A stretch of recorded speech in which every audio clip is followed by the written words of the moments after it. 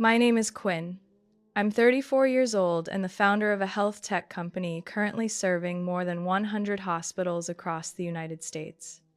But despite all of that, just last week, my mother called me in a panicked whisper. Quinn, don't tell anyone about this, but we can't afford the property taxes this year. Your father and I already took out another mortgage on the house. I didn't respond. Not because I was shocked, but because I was the one who had quietly bought that house, under a different name. Have you ever silently saved your family from falling apart, only to be met with forgetfulness, or worse, disregard? If you've ever been the invisible pillar holding up your family, leave a comment below. Tap like if you believe kindness should never be treated as an obligation. And don't forget to follow this channel, because the story I'm about to share is how I ended my role as the well-behaved daughter. I was never the child anyone mentioned at family gatherings. In the family photos lining the staircase wall, I was always off to the side like an afterthought someone added just to fill space. My mother liked to say I was too busy with work, as if success had somehow turned me into a stranger. But for the past 10 years, whenever they needed anything, whether it was a leaky roof, medical expenses after mom's knee surgery, or the credit card debt Austin racked up and forgot to pay, I was the first one they called. Not out of gratitude, but by default. As a responsibility, nobody ever asked if I wanted. I live in San Diego, over 2,000 miles from my family in Ohio, and yet somehow every one of their emergencies still found its way into my inbox. Quinn, I need 5,000 right away, the doctor says. I need a specialized injection. Sweetie, your dad's got an issue with the roof, and the insurance won't cover it. Austin lost his wallet again. Can you spot him a few grand before the bank hits him with penalties? I never said no, partly because I could afford to help, but mostly because I used to believe that this was what being a good daughter meant, making up for absence with sacrifice. But over the years, that duty grew into something that swallowed my voice completely. Austin, my younger brother, is 6 years younger than me. He was always the hope of the family. Even after failing to get into college 3 years in a row, my parents still said, Austin's got potential. He just hasn't had his moment yet. And me? I got a full-ride scholarship to State University, graduated with honors, and built a company from scratch during one of the toughest times in the market. But somehow, every accomplishment I had was seen as a bit cold, unfeminine, or too intimidating. You should be softer, my mother once said after I responded to one of my dad's inappropriate jokes at dinner. It's fine to be smart, but don't let people think you don't need anyone. I remember that night vividly. I was paying mom's phone bill through the app while dad turned to Austin and laughed. Look at your sister. So successful, and yet no one wants her. A woman too strong scares people off. Everyone laughed, even Austin. I stayed quiet, not because I agreed, but because I was tired. I thought nothing could shock me anymore until my mother's 60th birthday party in Ohio. I flew in from San Diego, laptop in hand, because I had 2 client meetings early the next morning. My flight had been delayed, so I arrived a bit late. As I stepped into the banquet hall, all eyes were on one person, Austin. He was wearing a crisp white shirt, his hair neatly combed, standing next to my mother, both of them beaming. In his hands was a large, silver-wrapped gift box. My mother was crying tears of joy. My son truly is the light of my life, she said into the microphone, her voice trembling with emotion.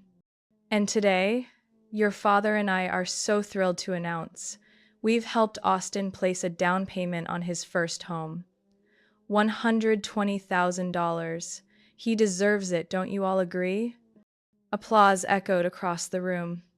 I stood frozen. No one even noticed I had arrived. Austin turned and caught my eye.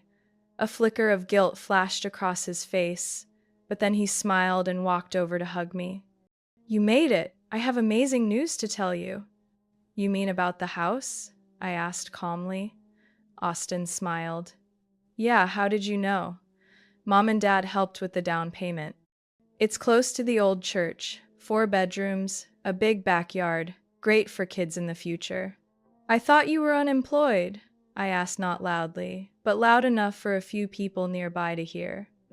Austin looked a bit uncomfortable. Well, I'm looking again, but buying a house is a long-term investment. Mom says once I'm settled, everything else will fall into place. I didn't say anything else. I walked quietly toward the buffet table. Monica, my best friend since college, had warned me, they'll treat your brother like royalty and you like a walking wallet. I had laughed at the time. Not anymore. I wasn't jealous. I didn't need that house. I had a penthouse overlooking San Diego Bay, private investments, premium health insurance. I didn't need love that came with conditions. But what I did need was a thank you. A simple acknowledgement. At the very least, a phone call before they funneled that money, some of which had once come from me, into someone with no stable income, no plan, and no sense of gratitude. Quinn, why aren't you smiling? Mom asked as I sat down. Your brother's getting a new house. Be happy for him.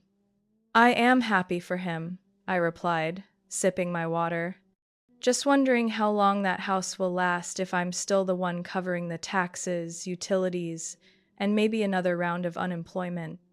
Mom squinted. Why do you always have to make everything so heavy? Dad chimed in. You're always counting. Family is about love, not spreadsheets. I laughed, a dry, hollow laugh. Family is love, when only one person pays while everyone else assumes it's just her job. What kind of love is that? No one said a word. I sat through the rest of the party in silence, watching Austin soak up all the praise, all the congratulatory envelopes from relatives, and I knew, by this point, I wasn't invisible anymore. I was extra. But there was one thing they didn't know, the house they just mortgaged. The one Mom called to beg about I had already bought. Legally, quietly, and in a way that meant this time, I'd be the one holding the rule book. I got a call from Aunt Martha exactly 1 week after Mom's birthday party. Her voice was soft like a breeze, but I could hear the hesitation in every word. Quinn, honey, I thought you should know. Your grandmother passed away, peacefully in her sleep, early yesterday morning. I froze. Grandma was the last person in our family who had truly seen me for who I was, not for the roles I played or the money I gave. Back in college, she used to send handwritten letters, her penmanship neat and warm. I know you're trying your best. I'm proud of you. I've kept nearly all those letters in a small box in my office. Every time I read them, I felt like a piece of myself came back. She used to say, back when she was still sharp, that her land in Clearwater, the home she lived in after Grandpa passed, would be split evenly between me and Austin. It's only fair, so no one feels left out, she'd said. You can do everything, but I know deep down you're also the loneliest. I never forgot those words. The funeral was held at the old church where she once sang in the choir. I flew back to Ohio, once again an outsider. Everyone else was busy greeting guests and handling rituals. I stood in the back, nameless, unnoticed. Austin stepped up to the podium and spoke of childhood memories, of fishing trips with Grandma, apple pies, crossword puzzles. Mom wiped away tears when he said she was the first person who believed I'd do something great. When the casket was lowered, I stood silently, unable to cry. The grief was wrapped in a thin layer of bitterness. I didn't regret not seeing her one last time. I only wished that she were still here so I could ask her one thing. What really happened to the promise she once made? I found out the truth a few days later when I received a notice from Grandma's lawyer. They sent a copy of her will and the inheritance certificate. I opened the email while waiting for my return flight to San Diego, in a crowded terminal, chilled by the AC, but burning inside.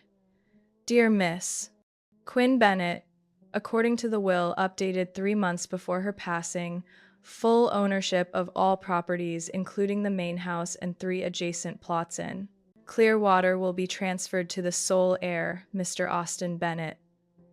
I thought I had read it wrong. I scrolled up and down several times. Only one name. Nothing was for me. I called the law office immediately. I'm sorry, but I need confirmation my grandmother had mentioned splitting the estate equally between her 2 grandchildren. How could everything be transferred to one person? The representative on the other end hesitated. This will was signed last December. And, according to our records, she appeared to be fully lucid at the time. We have the original signature on file. However, if you have doubts, you're fully within your rights to request a legal review. I quietly ended the call. That night, in my hotel room, I opened my laptop, entered the password to my private legal account, and submitted a request for signature verification. Just a few days later, I received a preliminary report from a handwriting expert. There is a high likelihood the signature on the will was either copied or forged. I called my mother. I didn't beat around the bush. Did you know about Grandma's will? What do you mean? The new will. The one where Austin gets everything. She sighed. Oh, that. She made that decision after you hadn't visited her for years. I still called her. I sent supplements. I paid her water bill every quarter. But you weren't there, Quinn, she said, her voice dropping a tone colder. And you already have so much. Austin? He needs a fresh start. I gripped the phone tighter. What does that even mean? Our family now decides who's worthy based on financial incapability? You're misunderstanding, she said, enunciating each word. Austin needs help. You don't. I felt something shift inside me, not shatter, but clear. Something so sharp it hurt. The reason I'd been cut out of every share, every decision, every ounce of affection, was because I didn't need anyone. And because I didn't need, they saw no reason to keep me close. No one wants to hold onto a pillar of stone. People only embrace what's soft, obedient, dependent. I ended the call without saying another word. What I felt wasn't anger anymore. It was the quiet clarity of someone finally stepping out of the roles they'd long outgrown. My lawyer scheduled a meeting for Monday morning. He placed a thick file on the glass table. We found something unusual. The signature was digitally modified before printing. It wasn't physically signed on paper. Also, there's no video or independent witness present during the signing. This could be considered will fraud. I nodded. Keep investigating. And gather every single asset transfer from my grandmother to any family member over the past 3 months. You want to sue? He asked. No, I said, eyes fixed on the file. I want them to know I'm not standing on the sidelines anymore. It took me exactly 38 minutes to log into every bank account, digital wallet, and automated service I'd ever used to send money to my family.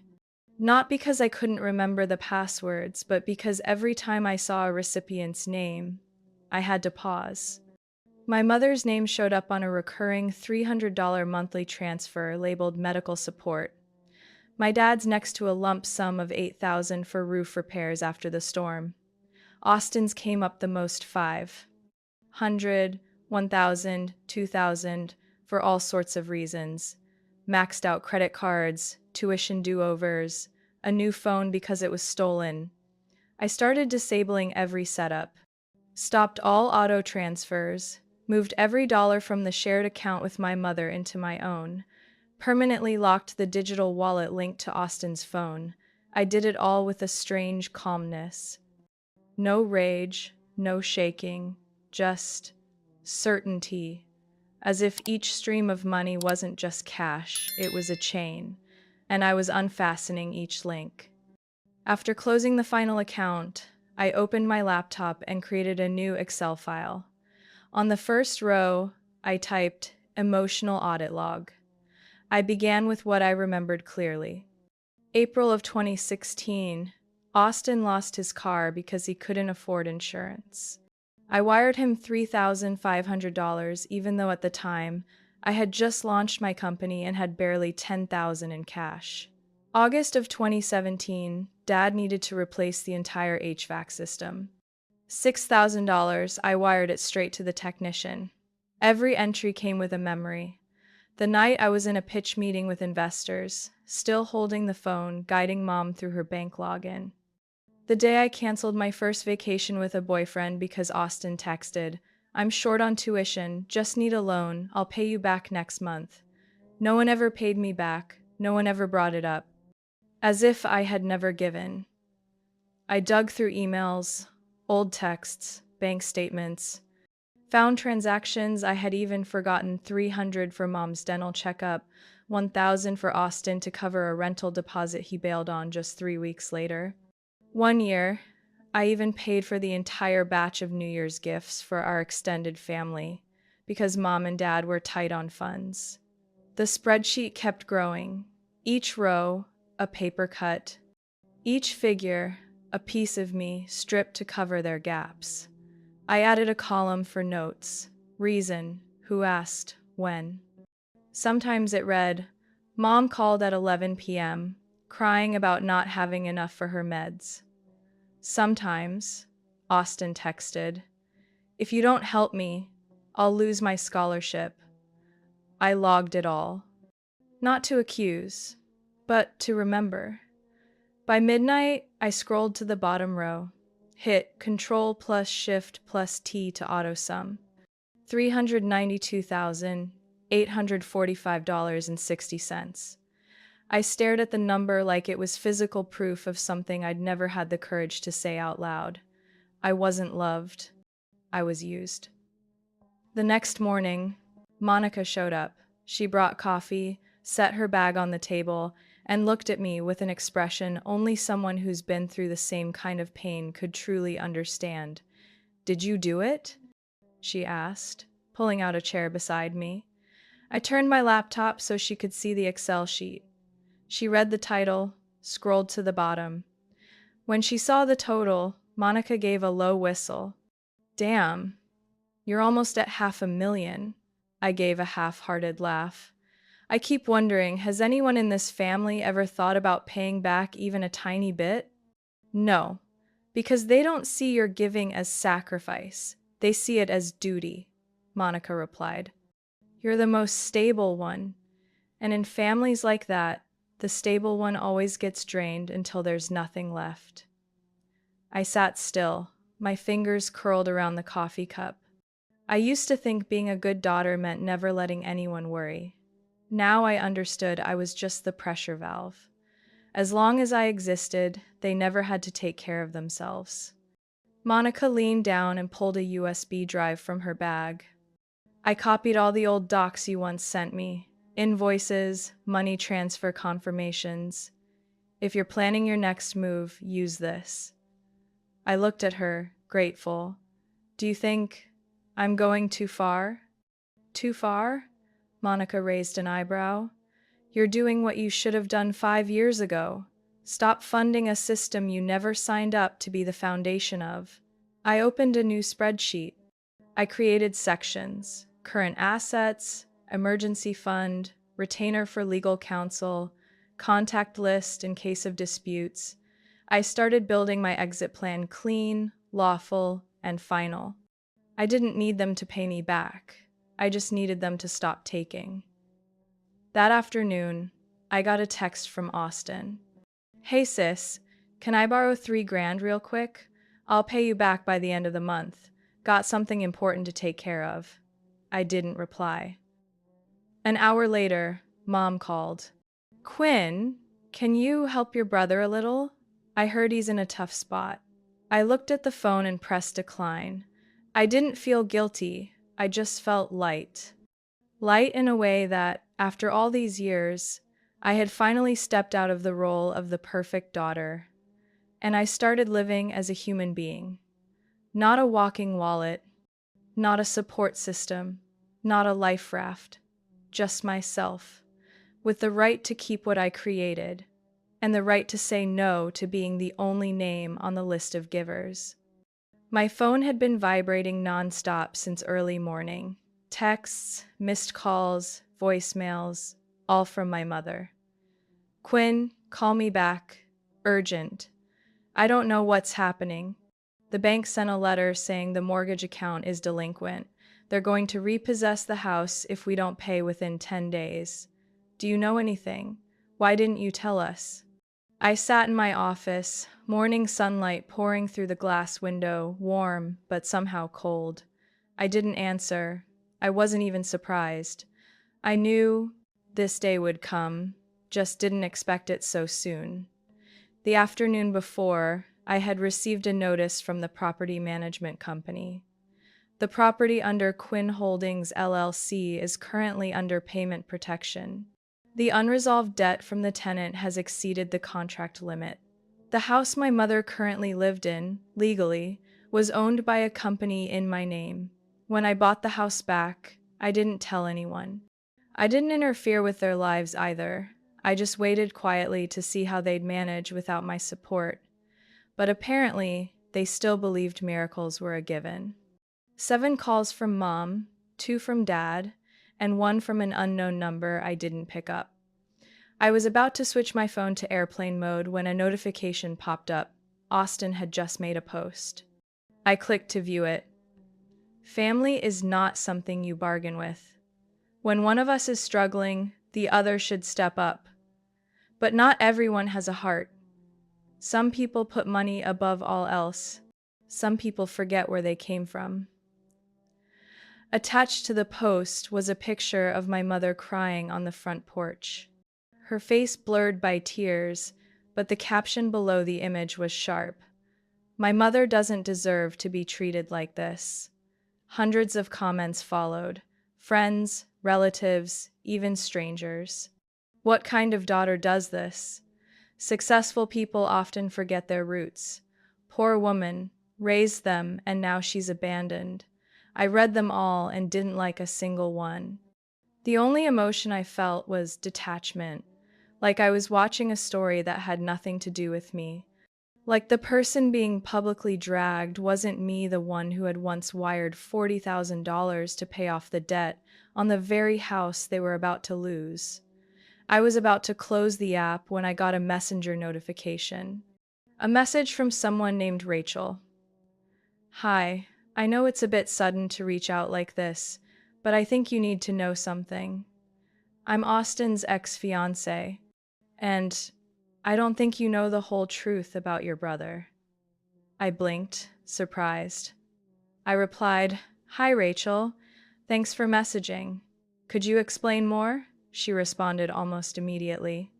We broke up 2 years ago. It was short-lived, because I found out Austin used my name to apply for a personal loan. But he didn't just use mine. I paused. A sharp feeling started to grow in my chest. I found a copy of a credit report. On it, there was a loan for $7,000 under the name Quinn Bennett. The email listed was quinn.b.co.insult@gmail.com, but Austin created that, not you. I know because I saw him using it. I still have a photo. She sent a screenshot of the loan application contract, showing my name clearly filled out, along with a signature that looked like mine. But on closer look, the strokes were stiffer, missing the natural curves of how I normally signed. I asked carefully, Do you still have the original contract? I do, both the PDF and the physical copy. I was going to burn them after the breakup, but part of me always thought someone might need it one day. I sat up straight. I need them. Could you send them to me? I'll cover any cost. No need to pay me anything. I know what it feels like to be used by someone you trusted. And I'm sorry I didn't speak up sooner. But seeing your family turn against you, I couldn't stay silent anymore. I took a deep breath, holding on to my composure. Thank you, truly. You've done more for me than people I share blood with, Rachel replied with a heart emoji, then added, You're not alone. I sat there, quiet. The feeling of betrayal no longer screamed inside my head. It seeped in, like cold water trickling through a crack I thought I had sealed long ago. $7,000 wouldn't ruin me. But my brother using my identity to get a loan, faking my signature, and still having the audacity to publicly paint me as heartless, that was the final line I needed crossed to know. There was nothing left to hold on to. I moved all of Rachel's evidence into a folder on my laptop titled Austin Files. Then I opened my emotional audit log again. I added a new row. Identity theft. $7,000. Unpaid. Discovered via third party. Evidence. Contract. Screenshots. Witness statement. I scrolled down to the total line. Total loss. $399,845.60. Just one more step. One more row. One simple question that needed to be answered. When is enough? Enough. I stared at the screen. Maybe it was time to reclaim not just financial autonomy, but dignity and truth, not just for me, but for anyone who'd ever lost their voice because they were too quiet, too tolerant, and loved the wrong people too much. Everything began when I got an email from the bank about a mortgage loan under my parents' names. The message was short, almost cold. The property at 1487 Maplewood Drive will be placed on the foreclosure list within 30 days if the current debt is not settled. Maplewood Drive, the house I grew up in, where I used to study under the maple tree in the backyard for my finals, where I used to sneak cookies to Austin when Mom grounded him. Also, the place I quietly kept afloat through countless freezing winters and blistering summers with sky-high utility bills.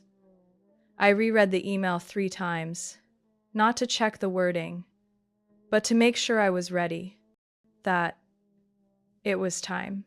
The next morning, I met with Zechariah, my personal attorney. He'd been handling my company, real estate, and insurance matters for the past 8 years. When I explained what I wanted, he didn't ask why. He only asked, whose name should go on the legal documents? Mine, I said, then paused. No, the company's. Set up a shell company, any name, just make sure it's not tied to the Bennetts. Zechariah nodded, typing quickly. We'll form a limited liability company, registered in Nevada for privacy. I'll be listed as the legal representative. On the property transfer records, Quinn Bennett's name won't appear anywhere. I nodded. Good. I don't want them to know. I want them to face the consequences of treating help as something they're entitled to. It took less than 10 days to finalize everything. The house was transferred to ClearPath Holdings LLC, a harmless name like any other on paper. I moved the remaining balance from my short-term investment fund to pay off the mortgage in full, including the late fees and administrative charges. The day the ownership confirmation arrived, I printed it out, placed my hand gently on the page, and didn't feel triumphant. Just calm. Like I'd finally pulled out the last needle from a vein that others had been injecting into for years without ever asking if it hurt. I didn't make any calls, didn't send a letter, didn't change the locks. I just waited. A month later, my parents received the official notice from the local notary office. That evening, my mother called me, her voice panicked, broken like someone who had just finished a sprint. Quinn, do you know what's going on? The house? They said it no longer belongs to our family. What does that mean? They said the bank sold it, but I didn't know. I never got any warning. I set the phone down on my desk, turned on the speaker, and quietly continued writing the company's quarterly plan. Quinn? Her voice grew louder. Are you listening? They sent the papers yesterday. With an official red seal, they're demanding we pay rent if we want to stay. Is it real? How could some company buy the house without anyone knowing? I replied calmly, like I was talking about the weather. If you default on the mortgage, the bank has the right to transfer the property to a third party. That's the law. But why? Why our house? That's the place you grew up in. You and I used to bake cookies there, remember? Her voice softened, turning, pleading. There must be some mistake. Do you know anyone at the bank? Can you help us, please? I let out a quiet laugh, uncertain whether it was pity or fatigue. I did help, for the past 10 years. She fell silent for a few seconds, then slipped into that familiar accusatory tone. You can't just stand by and let your own family be kicked out of the house that raised you over a few disagreements. I turned back to my keyboard, tapping gently on the keys. They're not kicking you out. They're following the law. Either pay rent or move out. But who is this company? Why would they target this house specifically? I could hear in her voice fear and confusion, like she was realizing that the world might not revolve around her wishes. I spoke slowly. Maybe because that company knows the true value of the house, not just its market worth, but all the fines, unrecorded debts, the help treated like obligation, and the memories erased just because the person holding them didn't fit the family's mold. Silence on the other end. Quinn, she finally asked, are you involved in this? I smirked. What do you think? I think, she hesitated, I think you should remember who you are in this family. I hung up. That night, I received an email from ClearPath Holdings' asset management system. The subject was simple. Tenant has not paid the first month's rent. Late fee will be applied starting tomorrow. I clicked Accept Penalty, then shut my laptop, turned off the lights, and laid down on the sofa. For the first time in years, I slept deeply in an apartment that was truly mine, where no one could send bills simply because they assumed I'd always pay. They arrived on time, just as I'd predicted. My father in a white dress shirt, tie straightened to perfection. My mother in a light gray coat, the shoulders starting to fray. They hesitated for a moment in front of the glass office building, glancing up at the company sign with unfamiliar eyes. I watched them from the conference room through the one-way glass, not with anger, but with a quiet stillness, refined by years of being pushed aside. Zechariah sat beside me, his gray suit crisp, expression discreet but firm. Rachel had arrived earlier. She sat across from me, hands resting on the envelope of documents. She didn't say much, just nodded when I thanked her. Maybe because she understood some wounds don't need comforting, only someone to stand beside you at the right time. I pressed the remote to unlock the door. A soft click, and it opened. My father entered first, chin slightly raised, eyes scanning every detail of the room. My mother followed, clutching her handbag tightly, her expression bewildered. They froze when they saw me sitting calmly in the middle of the room, beside an attorney and Rachel. "Quinn?" my mother whispered, almost inaudibly. "Why are you—" I gestured for them to sit. "Please have a seat. This is a family meeting. But we're putting everything in black and white." My father gave Zechariah a once-over, suspicion laced in his voice. "Who are you?" "I'm Miss Quinn's personal attorney," Zechariah replied crisply. "And I'm here to ensure all exchanges today are transparent, legal, and if necessary, documented." My mother sat down awkwardly, still staring at Rachel. "And who is she?" I looked at Rachel. She calmly answered, "I was once engaged to Austin, and I have a few things you need to hear before reacting." My father opened his mouth, but I raised my hand. I suggest you listen first. I'm not here to explain anything. I'm just here to present the facts. Zechariah opened the first folder, laying out bank statements and money transfer records spanning years, all showing my parents and Austin as the recipients. Each page stamped with dates, reasons, and confirmation signatures. The total amount Miss Quinn has provided to the family since 2014 exceeds $392,000. Most transfers lacked loan agreements, but every transaction is traceable. My father frowned. So what? Families help each other. Who needs contracts? I looked him straight in the eye. Help means you have the right to say no. I didn't have that right for 10 years, Zechariah continued. Furthermore, Miss Quinn's identity was used to sign two unclear credit contracts. We have evidence indicating forgery. Rachel opened the envelope and handed over the original document Austin had signed under my name. This is the loan contract under Quinn's name, filed 3 years ago. Austin told me it was a scholarship form. I believed him and signed as witness. My mother stood abruptly. No, Austin would never do something like that. He's kind. No one said he's a bad person, I interrupted. But he did this. Intentionally. My father snapped. This is ridiculous. Every family goes through tough times. You're the older sister, you should. I gripped the armrest tightly. Being the older sister doesn't mean being the default bank account. It doesn't mean being the only one who carries the weight in silence. Zechariah placed a fresh set of documents on the table.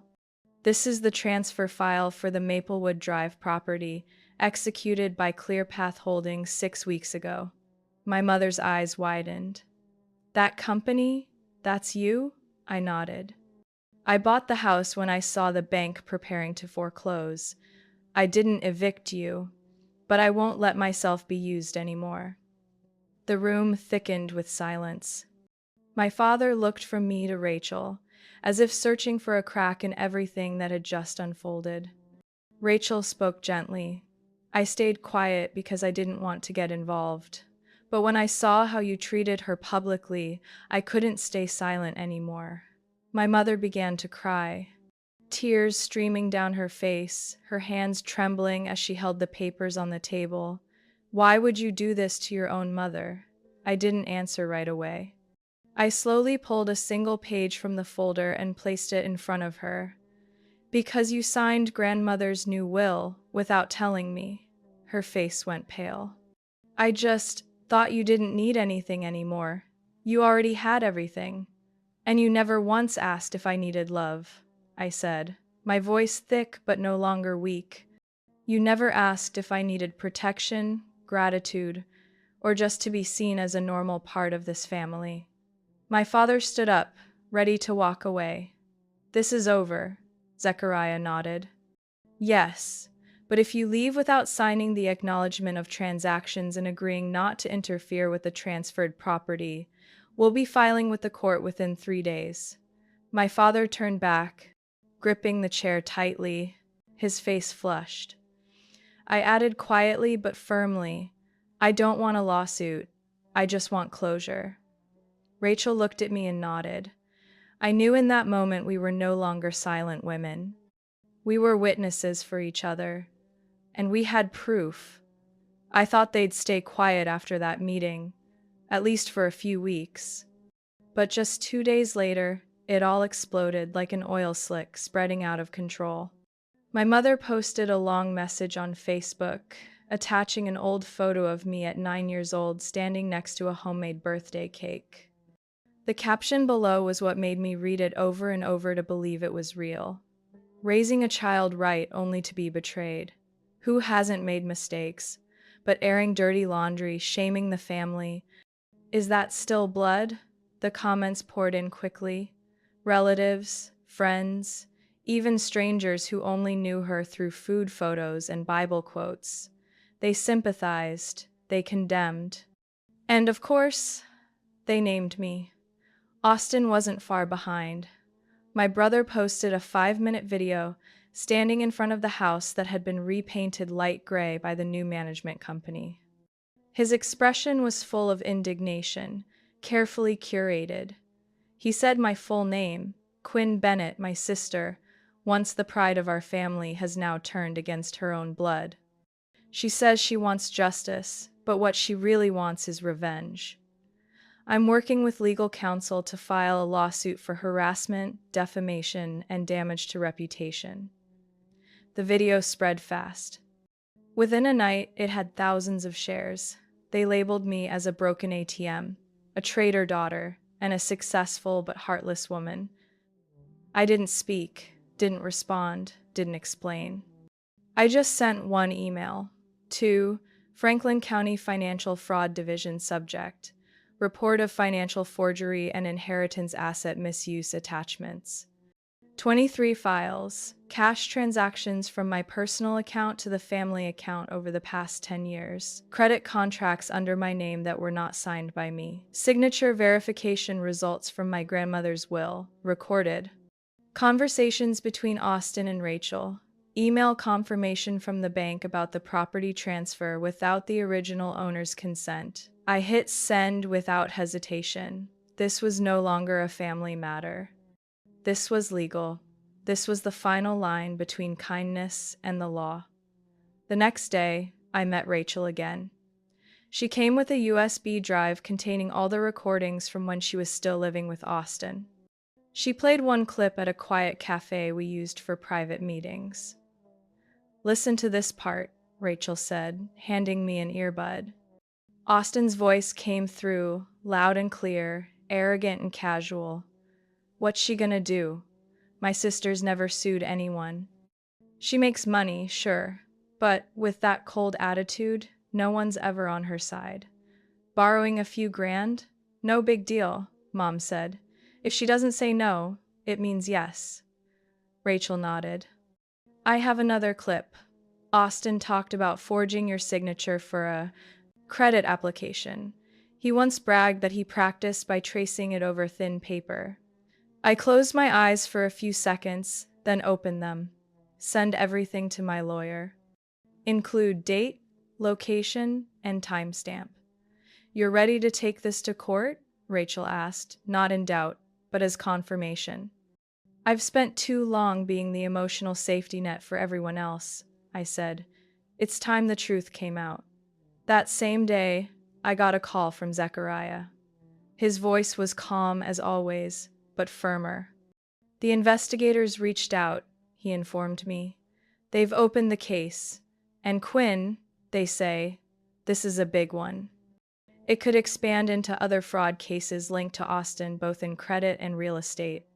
I absorbed every word, every breath, no joy, no fear, just a deep sense of rightness. "Thank you," I said. "I'll prepare whatever else is needed."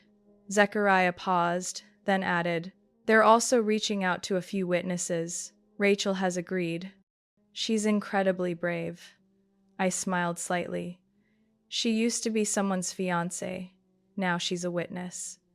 But above all, she's a woman who was lied to and doesn't want to stay silent anymore. That night, I stayed up, not out of anxiety, but purpose.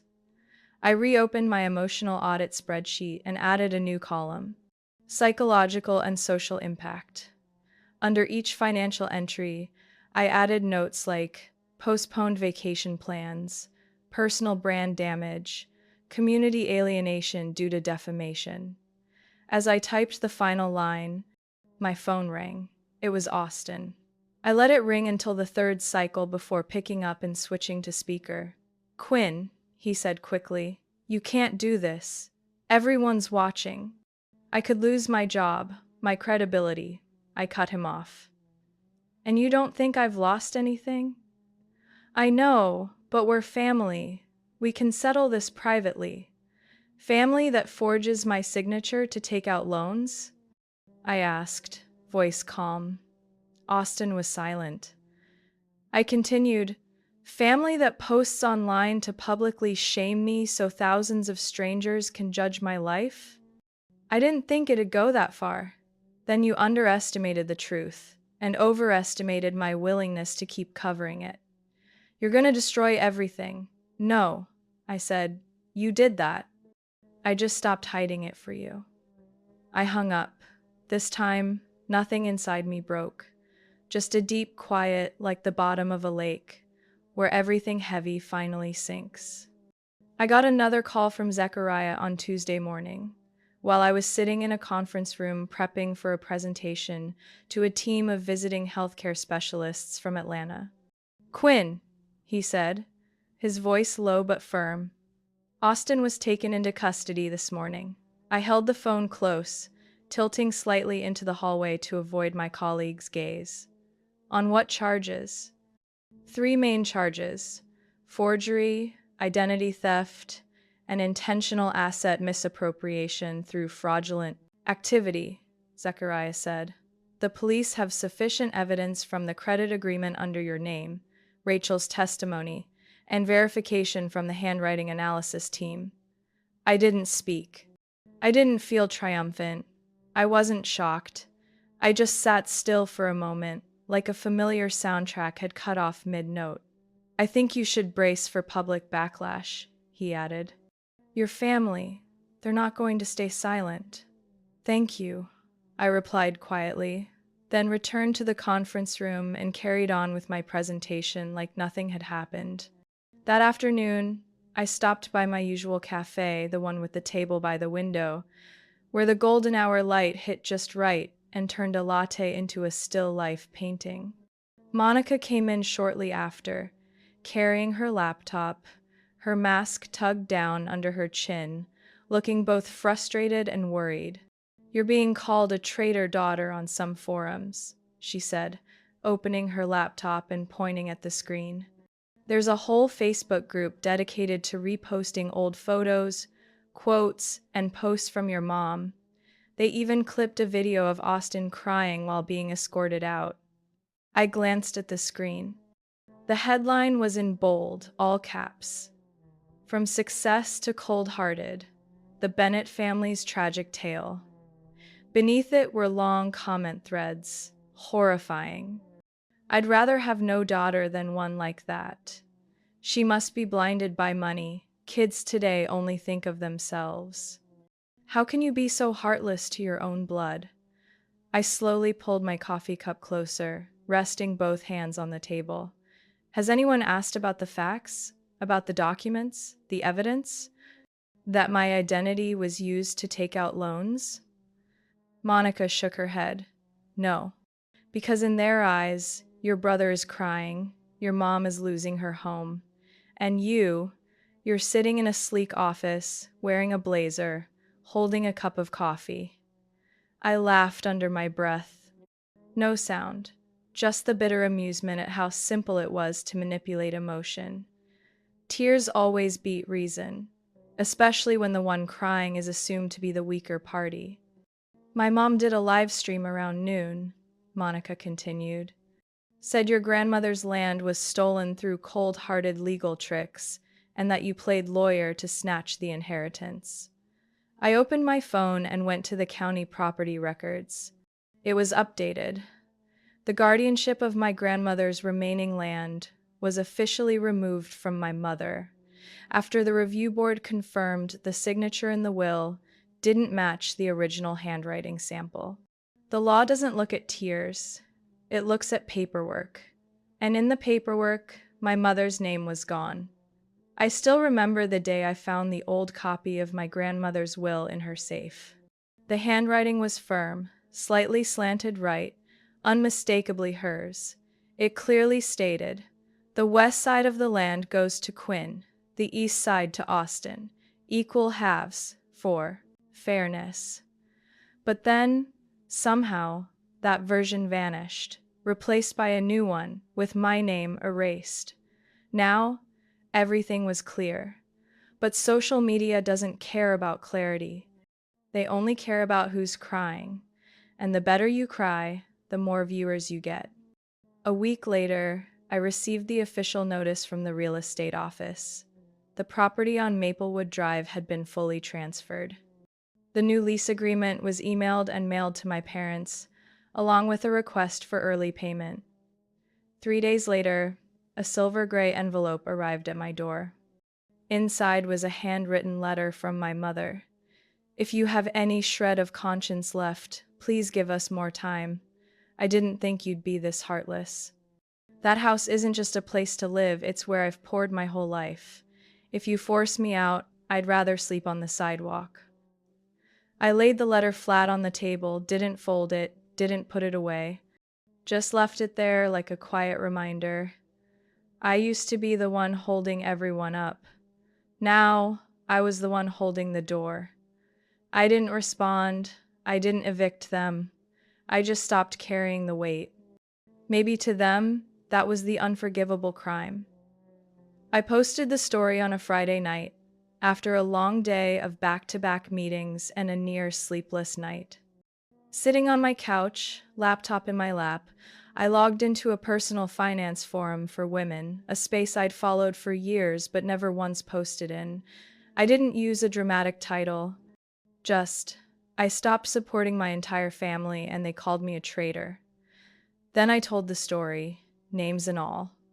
From the first hospital bill I paid for my mother, to discovering Austin had taken out loans in my name, and finally buying the house I once had been threatened with disownment if I didn't keep paying for. I didn't write like someone demanding justice. I wrote like someone who'd just stepped out of the darkness they once mistook for duty. Within 2 hours, the post had over 8,000 likes, 500 comments.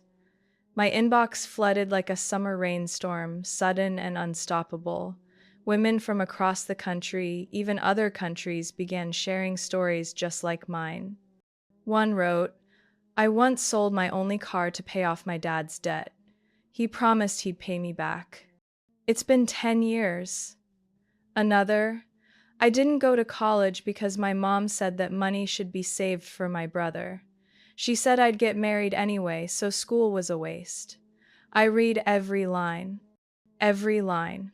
My eyes burned not from sadness, but because I didn't feel alone. The next morning, I called Monica. I have an idea, I said. Not just telling stories. Helping people like us find a way out. What do you want to do? She asked, dead serious. I want to start a nonprofit, I said. Called Daughters Who Don't Owe. Monica was silent for a few seconds, then let out a quiet laugh. That name's going to piss a lot of people off. Good. Maybe that's the only way they'll start asking why they're so angry. We got to work right away. I used my savings to hire a legal team specializing in personal financial protection. Monica took over media and platform design. Rachel joined as a legal advisor on identity abuse cases. We didn't talk much about our personal histories anymore. Each of us understood the storm had passed. Now it was time to rebuild. Within a week, the official website launched. Its opening line was simple. You don't owe anyone anything just because you're their daughter. The intro video was plain. No effects, no sad music. Just me sitting in my office, speaking directly to the camera. My name is Quinn. I used to be the daughter my family assumed would always say yes, no matter what they needed. I gave up vacations, canceled house plans, and carried other people's debt because I was the strong one. Until one day, I realized, if I fell, no one would reach down to lift me up. Because to them, I wasn't family. I was a life raft. That video was shared over 20,000 times in 4 days. And then, my phone rang. It was an unfamiliar number from a suburb in Massachusetts. The voice on the other end trembled, but it was clearly that of an older woman. Is this Quinn? Yes, speaking. I read your story on the forum, she said, hesitant. I'm a mother. I have a daughter. She lives in Portland. We haven't spoken in almost 2 years. I didn't interrupt, she continued, her voice thick with emotion. I used to be a mother just like your mom. I thought, if she made money, then she should help. If she didn't help, she was ungrateful. I called in the middle of the night. asked her to pay for her father's medication. She paid. But after that, she cut off contact. I stayed silent. Sometimes what people need isn't a response, but a space safe enough to say what they've never dared to. I used to think I was the one betrayed, she said, until I read your post. And I realized I never once asked my daughter, "Are you okay? Do you need anything? Are you happy always carrying the weight of everyone else's mistakes?" I swallowed hard. You can still call your daughter. You think she'll pick up? I can't be sure, I said gently. But I do know that if you begin with honesty, no justifications, no blame, then maybe, just maybe, it'll be the first time your daughter truly feels seen. There was a quiet sob on the line. Then she whispered, "Thank you, Quinn, not just for the post, but because you reminded me I used to be someone's daughter too." That call marked something. Not because it stood out more than the messages, emails, or thank yous I'd received before, but because it was the first clear sign that truth doesn't only set the hurt free, it can sometimes pave the way for those who caused the hurt to learn how to make it right. We started organizing weekly online workshops. Each week had a new theme: how to set financial boundaries without guilt, recognizing emotional abuse disguised as love, legal guidance when a relative forges your identity. People from all walks of life attended. There was a 70-year-old woman who had just stopped sending money to her addicted grandson, a 22-year-old girl forced to co-sign a mortgage with her parents, though her name wasn't even on the title. Even men joined quietly listening, then sending anonymous messages like, "I used to treat my wife like a wallet. Thank you for helping me see that." One evening, Monica handed me a printed message from the emergency support queue. "I'm getting ready to call the bank. Today I'm closing the joint account with my dad. I've been putting this off for 4 years because I thought it made me a bad daughter. But thanks to Quinn and all of you, I know now I'm not ungrateful. I'm just finally holding on to what's rightfully mine." I sat in silence, my hands tightening into fists. Not out of regret, not out of anger, but because I was doing something not just to keep myself afloat, but to help others like me finally begin to live freely. The venue that day wasn't big enough for about 60 people. The lights were warm and soft, rows of neatly arranged chairs, a small bottle of water under each seat beside a cream-colored info packet. On stage, I stood by the podium, holding a folded sheet of paper, a letter I'd written over many sleepless nights alone in my quiet, cold apartment. The audience in front of me ranged in age. Young women curled into their hoodies, elderly women with silver streaks in their hair, their eyes taut with tension and hope. No small talk, no polite laughter. They hadn't come for entertainment. They came for something deeper, for a moment that called their pain by its real name. I took a deep breath and began reading. This letter is for the daughters who were never allowed to be tired. For the ones who opened their wallets while others shut the door. For those called ungrateful simply for saying once, "I can't." For those who put their dreams on hold so someone else could be a little more comfortable. For the ones who stayed up at night with the question, "If I don't help them, who will?" For those who've been called cold, distant, selfish, just because they dared to keep something for themselves. I see you. I understand you. Because I used to be you. I paused, my eyes scanning the faces before me. A few heads bowed. One hand wiped away a tear. Another just sat still, but fingers clenched tightly together. I continued, my voice steadier than I expected. I used to believe that love had no limits. That the more I gave, the more I'd be remembered, the more I'd be loved in return. But then I realized love doesn't mean unconditional sacrifice, and silence isn't proof of kindness. Family isn't made of people who are always forgiven. Family is made of those who take responsibility. Responsibility for how they love, for what they demand, and for the damage they assume others will quietly stitch shut. Applause followed that sentence, not loud, just enough to feel like a nod. I pressed my lips together, trying not to let my voice waver as I stepped down from the podium. Behind me, the projector screen displayed a simple line in white letters on a black background. Freedom is not betrayal, silence is. As I stepped off stage, Monica greeted me with bright eyes. Rachel stood too, nodding slightly. They didn't need to say anything, we'd been through too much together for words.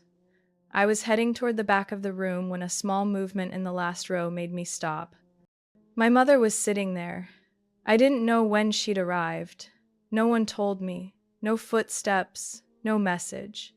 She sat in the last row, an old beige coat draped over her shoulders. Her hands rested neatly on her lap, her eyes fixed on the stage, not looking away.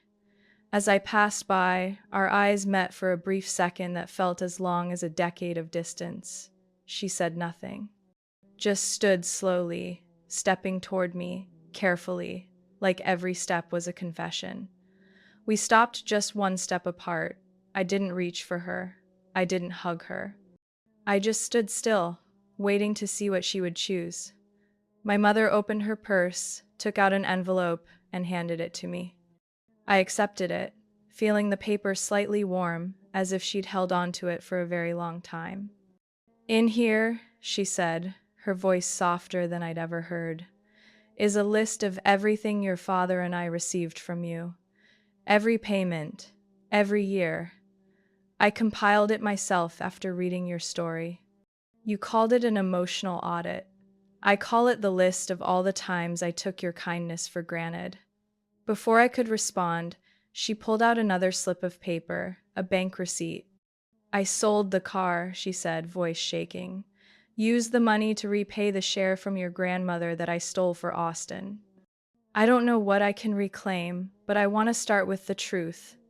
I looked at her. No tears, no scolding, just silence between two women who once mirrored each other, now trying to become whole on their own. "You don't need to forgive me right away," my mom continued. "I understand that. But if one day you allow me, I want to tell my own story. The story of a mother who thought she was right until her daughter disappeared." I gave a small nod. No promises. But I didn't turn away either.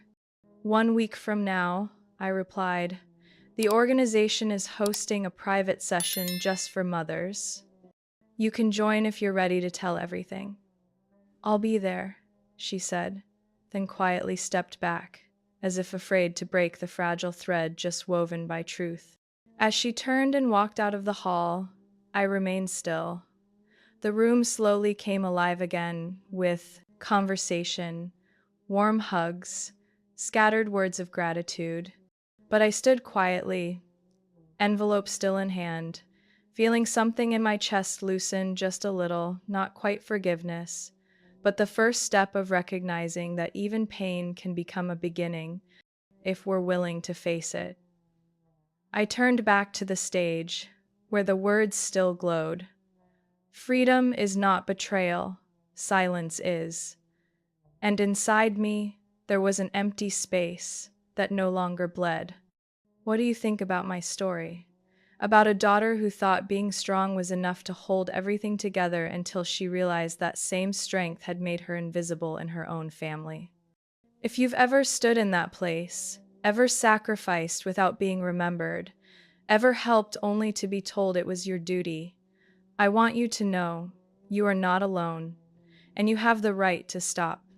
Share your thoughts below about family, about boundaries, about the courage it takes to say, "That's enough." Because sometimes, your voice might be the light someone else needs while quietly walking through their own darkness. If this story made you feel seen, understood, or simply acknowledged, hit follow and join me as we explore more stories. Stories about families that look perfect from the outside, but hold so much left unsaid within. Because sometimes, to truly live, we have to dare to begin again, even if that means walking away from the place we once called home.